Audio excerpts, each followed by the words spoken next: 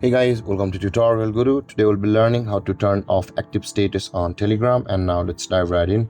Now to turn off active status on Telegram, first open up your Telegram app, and on this interface guys, at the top left corner of the screen you can see the three-lined icon available for us. Tap on that three-lined icon at the top left and this kind of interface will appear. Over here you can see there is a settings option available for us. Just below the saved messages, tap on settings, and over here let's scroll down until you can see the privacy and security option available for us.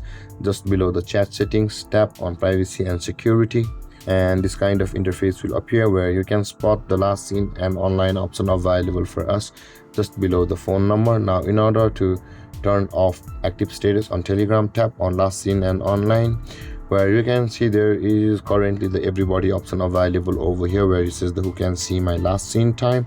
Now in order to turn off your active status on Telegram, tap on the nobody section over here, and with that being done guys, after tapping on nobody, tap on the tick mark at the top right corner of the screen. This way guys, your active status on Telegram will be turned off. And with that being said guys, this is how to turn off active status on Telegram.